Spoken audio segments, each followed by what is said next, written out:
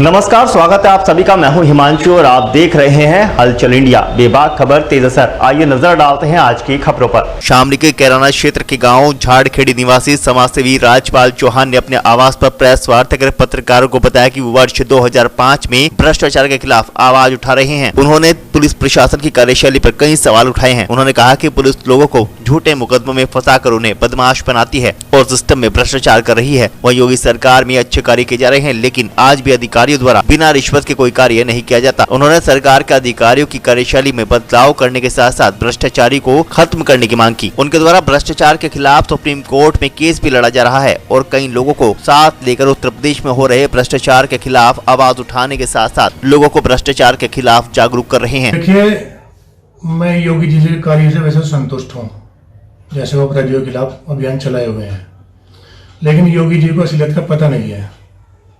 सबसे पहले मेरा मकसद ये है कि मैं ये बताऊं लोगों को कि अपराधी बनते कैसे हैं। मैंने इस पर रिसर्च किया है, पिछले 15 साल से लगा हुआ हूं और सबूत इकट्ठा किए हैं। मेरे पास लगभग 100 सबूत हैं। अगर मेरे सबूतों पर सुनवाई हो तो मैं अपना केस कहीं से कहीं तक हार नहीं सकता। लेकिन यह समस्या एक उत्पन्न होती है कि मेरे पास इतना पैसा नहीं था कि मैं सब कुछ साबित कर सकूं, और सबूतों का हमारे सिस्टम में कोई अहमियत नहीं है। सबूत भी अगर कारगर हैं तो वकील को पैसा देने के बाद हैं, यानी कि अगर आपके पास पैसा नहीं है तो आप किसी भी कार्यालय जाओ, न्यायालय ले जाओ, कहीं भी जाओ, कोई फायदा नहीं है। किन मुद्दों पे आप लड़ रहे हैं? क्या मुद्दे हैं आपके? क्या मेरा मुद्दा यह है कि मैं सन 2005 में जेल गया था। 1 महीने में 3 बार गिरफ्तार किया गया था और इतना परेशान मुझे किया गया था कि मेरी जिंदगी खराब कर दी गई थी। उस टाइम मैंने ये सोचा कि मैं आत्महत्या कर लूं।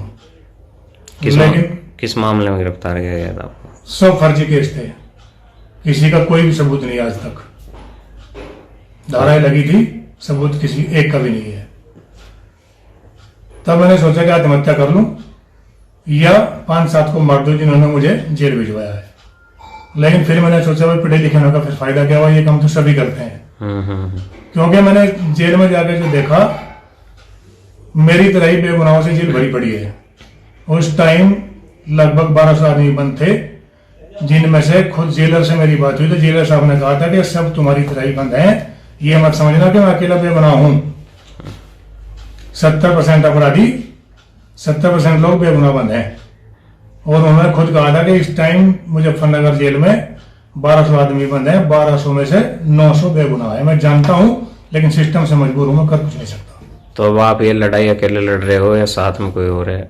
मेरे साथ में जो और लोग हैं वो ये कह रहे हैं कि सिस्टम से लड़ना ठीक नहीं है, हमें महंगा पड़ जाएगा।